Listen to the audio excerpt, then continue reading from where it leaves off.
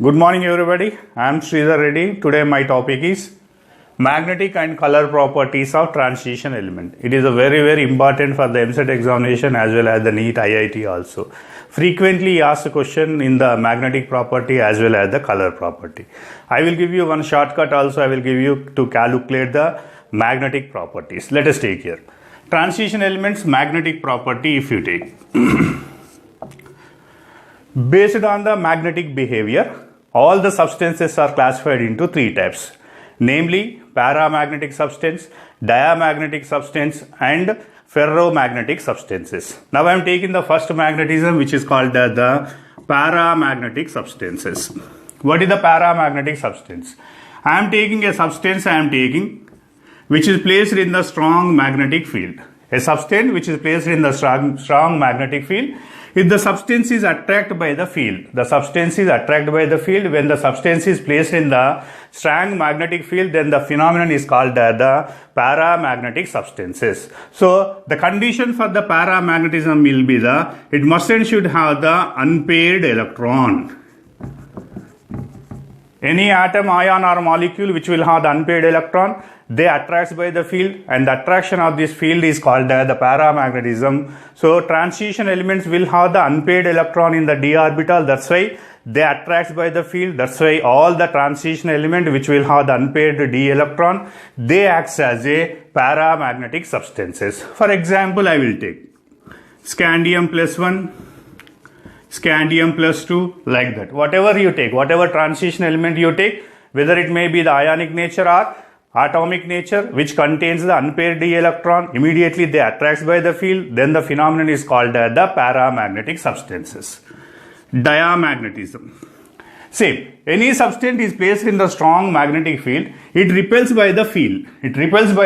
Then the substances are called the diamagnetic substances, and diamagnetism is due to the paired up electrons or D0 configuration. Particularly if you take transition element, any element or any transition element which contains the D0 configuration or paired up electron, they repels by the field. That's why those are called the diamagnetic substances. For example, I was taking here scandium plus 1, scandium plus 2. Here I am taking the scandium plus 3. Scandium plus 3 will have the D0 configuration. After that I will explain you everything. So S plus 3, scandium plus 3 is repels by the field. That's why Sc plus 3 will be the scandium plus 3 will be the diamagnetic, whereas the scandium plus 1 and scandium plus 2 are the paramagnetic substances. Third one, ferromagnetic substances. Now, any substance which is placed in the strong magnetic field, if it attracts strongly by the field, then the substance is called the ferromagnetic substances. Which acts as a ferromagnetic substances?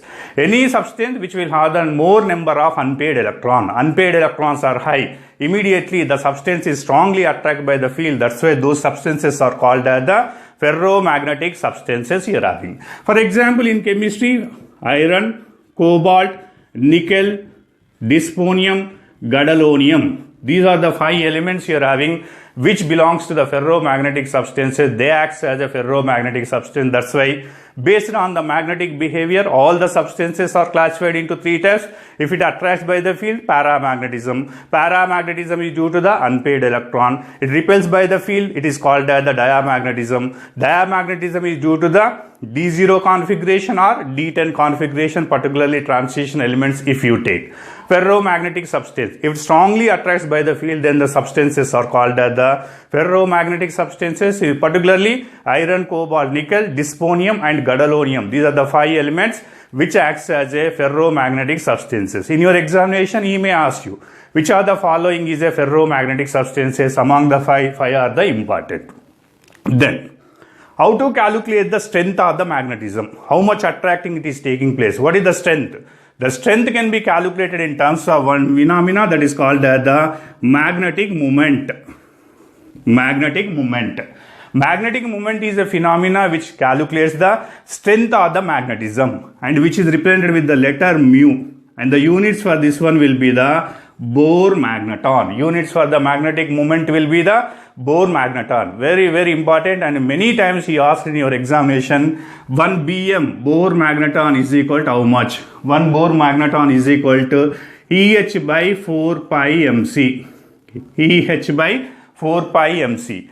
And the value of the EH by 4 pi mc, the substituting all the values, you will get it is equal to the 9.27 into 10 to the power of minus 24 joules by Tesla. Joules by Tesla. 9.27 into 10 to the power of minus 21 x by Gauss. So these are the two values already asked in MCET examination. That's why these are important. What is the Bohr magneton? One Bohr magneton is equal to EH by 4 pi mc. What is the value of this one? The value will be the 9.27 10 to the power of minus 24 joules by Tesla or 10 to the power of minus 21 x by Gauss you are having. How to calculate the magnetic moment? So the strength can be calculated. How it is calculated? It is calculated by using the mathematical formula mu is equal to under root of 4s into s plus 1 plus L into L plus 1 Bohr magnetons.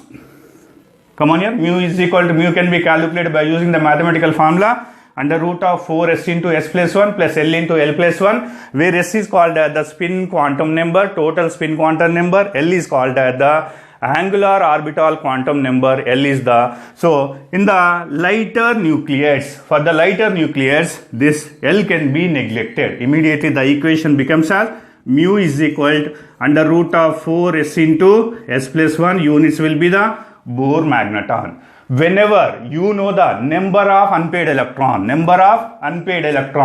mu can be calculated directly by using the another formula n into n plus 2 Bohr magneton, which is the very important. Mu is equal to n into n plus 2 Bohr magneton, where n is equal number of the unpaired electron. When we know the number of unpaired electron, we will calculate the strength of the magnetism, which is called the magnetic moment, and the formula will be the mu is equal to under root of n into n plus 2 Bohr magneton. Once again, n is equal to 1. Number of unpaired electron will be the 1. Immediately if you substitute mu is equal to n into n plus 2, 1 into 1 plus 2. So it will be equal to root 3. Root 3 nothing but 1.732 Bohr magneton.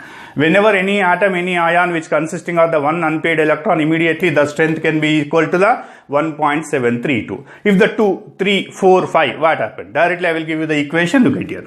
Number of unpaired electrons, mu value.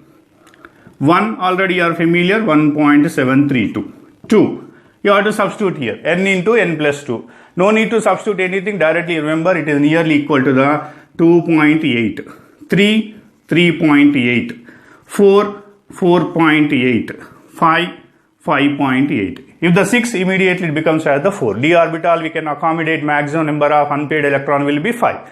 If one electron is there, 1.732, 2, 2.8, 3, 3.8, 4, 4.8, 5, 5.8, nearly approximately they are the values. Now, I will give the one question, I will give you how he asks in your examination. Let us take it. Question arises like this. Calculate the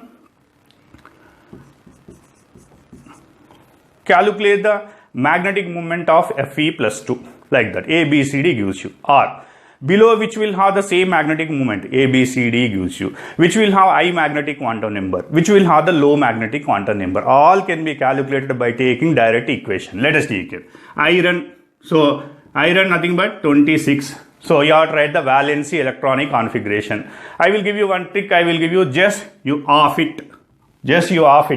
Immediately 2 is called the S2, 6 is called the D6. Nothing but 4s2, 3d6. It is a valency electronic configuration of the iron. No need to write all the electronic configuration. Just you have to write the valency electronic configuration. In order to write the valency electronic configuration, simple trick. 26 is there. Up to 21 to 30 we can write the electronic configuration as it is only. 26 of it. 2 is called as the 4s2. 6 is called as the 3d6. It is the electronic configuration of the iron. But iron plus 2, Fe plus 2. Nothing but you have to remove 2 electron. Where you have to remove the 2 electron? You have to remove the 2 electron from the s orbital because it is the valence shell 4s2. That's why remaining configuration will be the 3d6. 3d6 nothing but how many unpaired electron? Already you are familiar. D orbital will have the 5 orientation. That's why 6 electron we can accommodate like this. 1, 2, 3, 4, 5 and the 6. Nothing but ultimately 4 unpaired electron. Whenever it has the 4 unpaired electron, mu will be equal to 4.8. That's all. So any example you take, you will get the same thing except chromium and the copper, abnormal electronic configuration. Now I will give you the color property of the transition elements. All the transition element which will have the unpaired d electron, they exhibit the color property. So why they show the color property, let us take here. The d orbital will have the 5 orientation, already we are very familiar, and the 5 orientations are dxy, dyz, dzx, dx square, y square and dz square. All the 5 orbital will have the same energy, which are called as the degenerated orbitals. They will have the same energy, no difference. But whenever water or negative ion approaches the d orbital, immediately this d orbital split into the 2 energy levels. One is called as the lowest energy and one is called as the highest energy. Now they are not having the same energy. They are differentiated into the lowest energy orbital and highest energy orbital. Lowest orbital is called as the T2g, highest is called as the EG orbital. Immediately, which belongs to the T2g. 3 orbitals, namely dxy, dyz, dzx belongs to the T2g. Remaining 2 orbital, nothing but dx square, y square and dz square belongs to the EG. Generally, we are very familiar. Electron will be stable whenever it is present in the lowest state. Low energy, high stability. That's why electron will be present in the T2g only. But whenever you supply energy, immediately this electron get excited to the highest energy level. But highest energy level will be the unstable for the electron. Immediately within the fraction of the time, this excited electron emits energy and comes back to the ground state. The emitted energy is observed as a color. So this transition element which will have the unpaired electron, they exhibit the color property due to the electron which is excited, that excited electron is unstable, that's why it emits energy and comes back to the ground state. Whenever it emits energy, that energy is observed as a color. That's why the transition element shows the color property due to the dd transition. So d orbital to d orbital, T2g to EG. Due to this region only you will get the color property. That's why the color property of the transition element is due to the dd configuration. Here I will give you 2 examples. Number 1. CuCl and CuCl2, which will have the color. So here central atom, what is the difference between these two? Copper will be the +1, here copper will be the +2. That's all. Copper nothing but 29, here also 29. But electronic configuration will be the chromium and copper will have the abnormal electronic configuration due to the fulfill configuration. Actually you off it, then you are write S2D9, but it will not have the S2D9, it will have S1D10. Here also S1D10. +1 nothing but removal of 1 electron. So you have to remove 1 electron. I am removing the 1 electron from the s orbital. Then the configuration will be the D10 configuration. Remove the 2 electrons from here. Nothing but 1 electron from the s orbital, 1 electron from the d orbital. Ultimately it will have the D9. D10 nothing but fulfill configuration. Fulfill configuration nothing but it will not have any color. D9 nothing but already you are familiar, d orbital will have 5 orientation. You have to accommodate 9 electrons. So 1, 2, 3, 4, 5, 6, 7, 8, 9. So it has the 1 unpaired electron. Due to the unpaired electron, it will have the color. But here 2 examples which are important for your EAMCET examination where deviation is there. Number 2, KMnO4, potassium permanganate. K2Cr2O7, potassium dichromate. In these 2 complexes you take, manganese will be present in the D0 configuration, chromium also present in the D0. If you take the manganese, oxidation state is the +7, you observe, remove that 7 electron, then you will get the D0 configuration. D0 or D10 should not have any color, but these 2 complexes will have the pink color. These are the deviation you are having, that's why it is important. We can say the color property of these 2 complexes based on the phenomena. That phenomenon is called as the charge transfer phenomena. According to our concept, they must and should have colorless, but they will have the pink color. Pink color of the KMnO4 particularly and K2 dichromate can be explained on the basis of the one phenomena. He asks you what is that phenomena. That phenomenon is called as the charge transfer